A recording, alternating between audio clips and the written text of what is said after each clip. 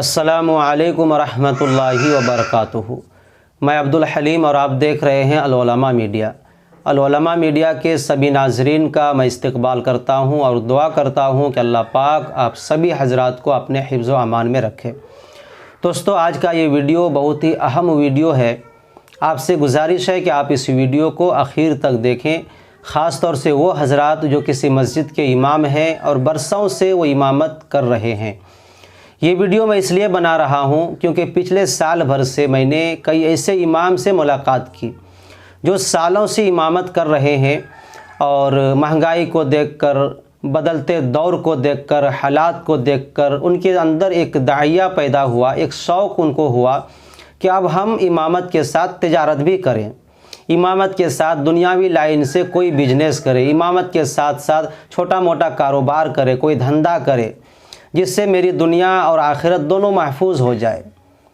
लेकिन उन्होंने साथ में ये भी बतलाया कि हम तो चाहते हैं कि कोई कारोबार करें, लेकिन कमेटी वाले बीच में रुकावट बन जाते हैं, कमेटी वाले इस चीज़ को करने नहीं देते हैं, कमेटी वाले इस चीज़ को बिल्कुल नापसंद करते हैं और वो ये कहते हैं कि आप या तो कारोबार करें या इमामत करें। अब हम क्या करें? तो मैंने जब उनसे पूछा कि अगर वाकई आपको कारोबार करना है, तिजारती मैदान में आपको आना है और आपके घर के अखराजात मस्जिद की तनख्वाह से पूरा नहीं हो रहा है, तो हजरत क्यों ना आप मस्जिद को छोड़कर बिल्कुल प्रॉपर कोई कारोबार में आ जाएं और यहाँ से आप दुनियावी खिदमत के साथ साथ दीनी खिदमत भी आप अंजाम दे सकें। तो उन्होंने जो जवाब दिया, उस जवाब को सुनकर मैं ये वीडियो बना रहा हूँ। उन्होंने जवाब दिया कि देखिए भाई, हम भी ये चाहते हैं कि मस्जिद छोड़ दें और कोई कारोबार करना शुरू कर दें और वहाँ से दीनी काम भी हम साथ में करें, लेकिन यहाँ भी हम फंस जाते हैं कि कोई भी कारोबार अगर हम करते हैं तो कारोबार को शुरू करने के लिए कम से कम 1-2 लाख तो चाहिए। इसके बगैर कोई भी कारोबार शुरू नहीं कर सकते, इसलिए हम शुरू नहीं कर पा रहे हैं। यहाँ मस्जिद कमेटी वाले बीच में रुकावट बन जाते हैं और वहाँ पैसा ना होना ये रुकावट बन जाता है। तो इसलिए हम कश्मकश की ज़िंदगी गुजार रहे हैं और सोच रहे हैं करें तो करें क्या। एक तरफ जवान बेटी है, एक तरफ बूढ़े माँ बाप है, एक तरफ मिट्टी के घर हैं और 10,000 तनख्वाह है, और ये सारे अरमान को हम इस 10,000 में कैसे पूरा करें। मस्जिद में रहकर कारोबार नहीं करने दिया जा रहा है, मस्जिद से छोड़कर हम नहीं कर पा रहे हैं।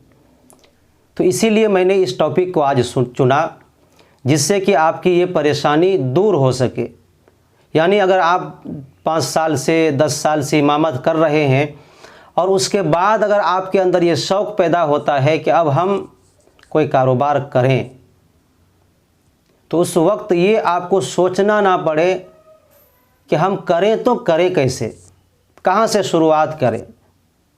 अगर आप इस वीडियो को आखिर तक सुनेंगे और इस पर अगर आप अमल करेंगे तो इंशाअल्लाह अल्लाह की ज़ात से यकीन है कि आपको 5 साल 10 साल इमामत के बाद ये सोचना नहीं पड़ेगा।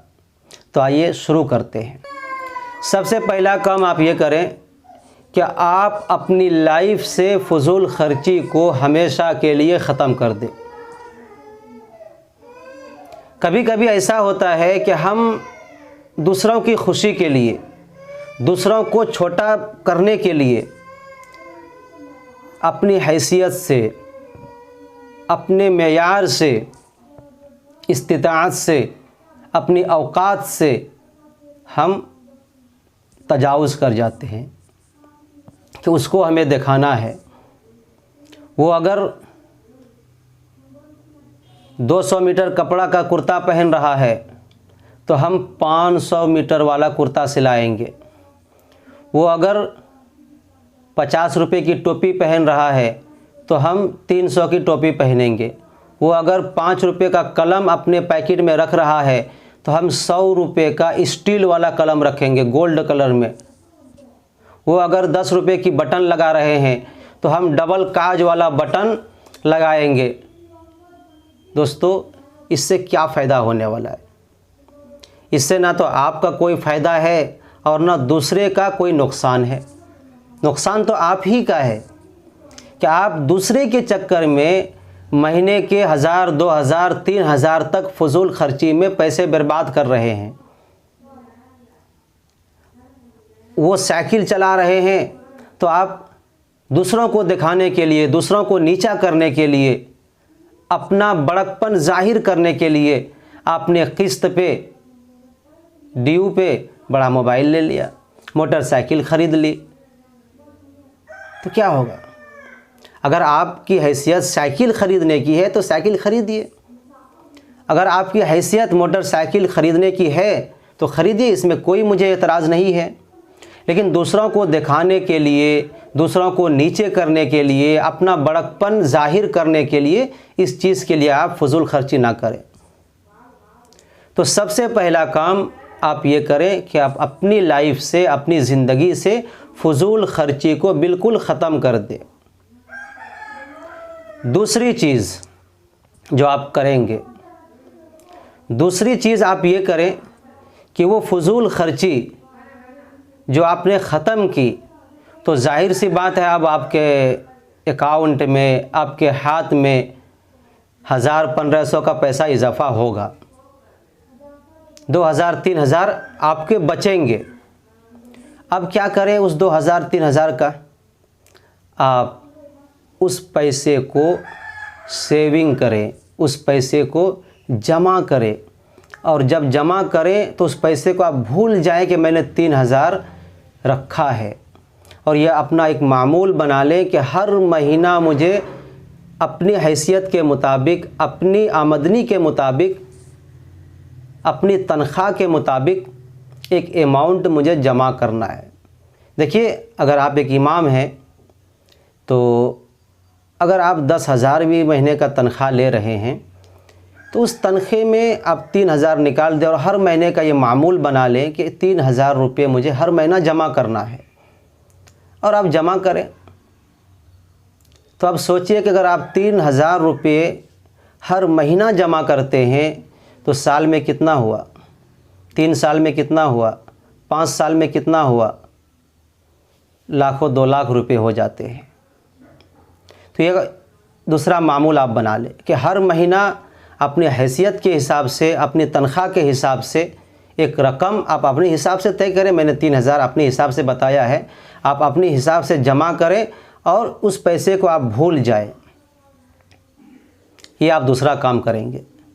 और तीसरा काम आप ये करें कि ये पैसा जो आप जमा कर रहे हैं, जाहिर सी बात है साल भर के बाद अगर आप 3000 के हिसाब से जमा करेंगे तो साल भर में 12 × 36 आपके पास 36,000 रुपया जमा हो जाएगा। एक साल की मैं बात बता रहा हूँ। तो आप क्या करेंगे, जब साल पूरा हो जाए और आपके पास 36,000 जमा हो जाए तो उस पैसे को सिर्फ पैसा अकाउंट में ना रखें, उस पैसे को कोई ऐसी जगह में लगाएं कि साल 2 साल के बाद वो पैसा आपका डबल हो जाए। आप अपने हिसाब से किसी चीज़ में लगा सकते हैं। मिसाल के तौर पे मैं जो आपको बता रहा हूँ, अगर आप इस काम में पैसा लगाएंगे, इस जगह में आप पैसा खर्च करेंगे तो साल 2 साल के बाद आपका पैसा मतलब इसमें बहुत ज़्यादा इजाफा हो जाएगा। आप उस पैसे से सोना ख़रीद लें, चांदी ख़रीद लें और आप उसको घर में रख लें, जेवर ख़रीद लें। तो ये जो आपने जेवर ख़रीदा साल 2 साल में, क्योंकि हर दिन सोना और चांदी की कीमत बढ़ती रहती है, तो अगर आप सोने चांदी में अपना पैसा लगाते हैं तो ये पैसा आपका दिन ब दिन बढ़ता जाएगा। इसका एक और फ़ायदा जो आपको होगा वो ये होगा कि अगर आपने अपनी बीवी को उस पैसे से सोना और चांदी का जेवर ख़रीद कर दिया है तो वो सोना और चांदी की कीमत तो दिन ब दिन ऊपर की तरफ बढ़ रहा है। साथ में आपका ये फ़ायदा हो रहा है कि आप अपनी बीवी के लिए महीने में 1500 का जो बाज़ार से रेडीमेड के जो ज़ेवरात देते थे, गले का हार हो, कान की फूल हो या और वगैरह वगैरह, वो पैसे आपका बच रहा है। वो पैसा आपका बच रहा है क्योंकि अब जाहिर सी बात है, आपने अपनी बीवी को सोने की चैन गले में दे दी, सोने की फूल दे दी, हाथ में सोने की अंगूठी दे दी, तो अब क्यों बाज़ार से वो 100-200 रुपये के ज़ेवरात को पहनेंगी? नहीं पहनेंगी। वो भी खुश हो जाएगी। साथ में आपका पैसा भी बच रहा है और आपका पैसा भी बढ़ रहा है। तो ये 3 काम आप करिए दोस्तों। पहला काम, आप फजूल खर्ची से बच जाए। दूसरा काम, आप हर महीना एक रकम जमा करें। और तीसरा काम, उस रकम को किसी मुनासिब जगह पर लगाए, किसी ऐसे काम में लगाए जो 1-2 साल के बाद वो पैसा आपका डबल हो जाए। अगर ये 3 काम आप करते हैं और 5 साल 10 साल के बाद आपके दिल में एक दाहिया पैदा होता है, आपको एक शौक़ होता है कि अब हम दुनियावी लाइन से भी कोई करे काम, इमामत के साथ तिजारत भी करें, तो पहले तो आप ये कोशिश करें कि मस्जिद की ज़िम्मेदारी निभाते हुए, इमामत की फ़राइज़ को अंजाम देते हुए कोई कारोबार करें। लेकिन अगर कमेटी वाले बीच में रुकावट बन जाते हैं, वो करने नहीं दे रहे हैं, तो चूँकि अब आपके पास 4 लाख 5 लाख रुपए का रकम जमा हो चुका है, अब आप कमेटी वालों की धमकी को बर्दाश्त नहीं करेंगे, कमेटी वालों की सख्ती से आप परेशान नहीं होंगे, बल्कि आप मस्जिद में इस्तीफ़ा दे देंगे और आप इस पैसे को जो आज आपने जमा किया है कोई कारोबार में लगा करके महीने का अच्छा खासा कमा सकते हैं और साथ में दीन की खिदमत भी कर सकते हैं। तो ये दोस्तों, ये चीज़ जो मैंने आपको बतलाया है ना, ये बहुत ही अहम बात है और इस चीज़ को मैं खुद अमल करके आपको बतला रहा हूँ। आज मैं आपके सामने जो बात कर रहा हूँ, इससे पहले मैंने 15 साल इमामत किया है और 15 साल इमामत के बीच 5 साल तो मैंने कुछ नहीं सोचा, बस 5 साल वैसे ही जा रहा था। लेकिन 5 साल के बाद यानी पिछले 10 साल में मैंने इस चीज़ को महसूस किया। जब इमामों के हालात को देखा, इमामों से बातचीत होना शुरू हुआ और उनकी दर्द भरी गुफ्तगू मैंने सुना, महसूस किया, तो उसके बाद मैंने ये सारी चीज़ें जो मैंने अभी आपको बतलाया है ना भाई, ये सारी चीज़ें मैंने अपनी ज़िंदगी में अपनाना शुरू किया और इसका नतीजा, इसका फ़ायदा मुझे आज मिल रहा है कि मैं 6 महीना मस्जिद छोड़कर बैठा भी हूँ तो मुझे कोई फ़र्क नहीं पड़ रहा है। अल्हम्दुलिल्लाह मैं और मेरे बीवी बच्चे खुशी खुशी ज़िंदगी गुजार रहे हैं। अगर मैं ये 3 काम नहीं करता तो आज मैं क्या करता, आप बताएं। तो दोस्तों, ये बात आपको कैसा लगा आप कमेंट करके मुझे ज़रूर बतलाएं और वीडियो को लाइक करके अपने दोस्तों को आप शेयर ज़रूर कर दें। इंशाअल्लाह फिर किसी वीडियो में आपसे मुलाकात होगी। अस्सलामु अलैकुम व रहमतुल्लाहि व बरकातुहू।